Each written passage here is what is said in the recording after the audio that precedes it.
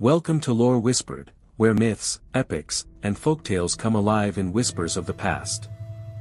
In the beginning, from chaos rose Gaia, Mother Earth, and Uranus, the sky. From them came the mighty Titans, and at last Zeus and the gods of Olympus. A realm of immortal beings, epic battles, and timeless legends. Welcome to Lore Whispered, Greek Mythology. Episode 6, Persephone and the Seasons. Before there were winters, before the world knew cold and decay, the earth was forever green. Flowers bloomed endlessly, rivers sang through golden meadows, and the sun shone gently upon a peaceful world. It was the age of eternal spring, the time of Demeter and her daughter, Persephone. Demeter, the goddess of harvest and life, tended the fertile fields with love and care. Her laughter brought warmth to the earth, her touch made the grain rise high, and her spirit blessed all living things.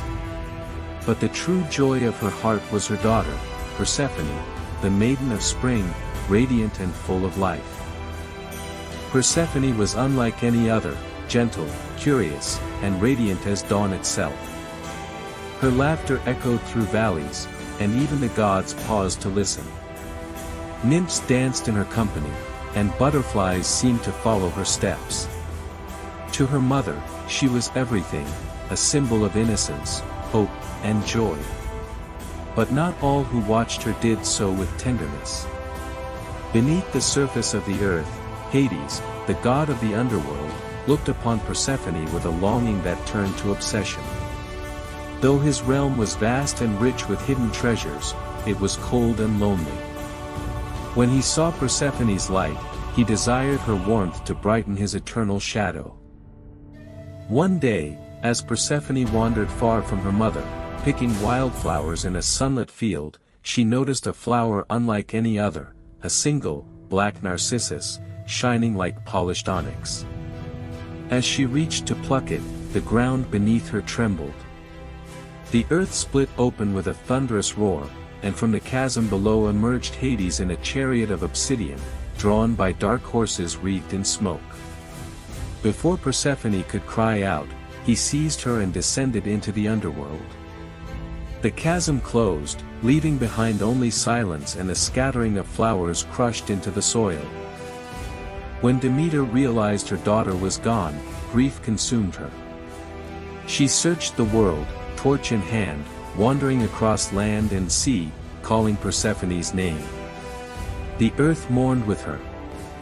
Fields turned barren, rivers dried, and leaves fell lifeless from the trees. For the first time, mortals suffered hunger. Prayers rose to Olympus, but Demeter ignored them all.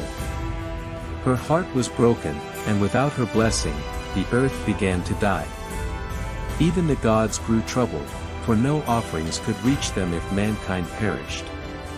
Zeus, sensing the danger, sent Hermes, the swift messenger, to the underworld to negotiate Persephone's return. Meanwhile, in the realm of shadows, Persephone sat beside Hades upon his black throne. The halls of the underworld were grand but silent, adorned with gold, gems, and echoes of sorrow. Hades treated her with reverence. He offered her a crown, rich garments, and endless treasures. Yet, Persephone's heart remained bound to the sunlight above. Though she grew to understand the depth of his solitude, she longed for her mother's embrace. Her laughter no longer echoed, and the flowers of the earth grew pale. When Hermes arrived, his words carried Zeus's command, "Hades, you must release Persephone, for the world above is dying." Hades' eyes darkened, yet he loved Persephone deeply. He agreed to let her go, but before she departed, he offered her a single fruit, a pomegranate, gleaming like drops of blood. Persephone, unaware of its power, tasted 6 seeds. The moment she did, a silent bond was forged. Those who taste the food of the dead are bound to the underworld forever. When Persephone emerged once more into her mother's arms, the earth bloomed again. Trees budded, rivers flowed, and flowers burst from the ground wherever she stepped. Demeter rejoiced, and the world was alive once more. But joy soon turned to sorrow when Hermes spoke again, "Persephone has eaten the fruit of the underworld. For each seed, she must spend 1 month below." Demeter wept, but there was no changing the law of fate. Thus, a divine cycle was born. For 6 months of the year, Persephone lives with her mother, and during that time, the world is warm and bountiful. Flowers bloom, fields ripen, and humanity thrives. But when the time comes for her to return to Hades, Demeter's heart breaks anew. She turns away from Olympus, and winter descends upon the earth. And so, through love and loss, the rhythm of the seasons began, an eternal reminder of the bond between mother and daughter, of light and shadow, life and death. And so, from sorrow came renewal, from darkness, the promise of spring. Each year, when Persephone rises from the underworld, flowers bloom and the air fills with life once more.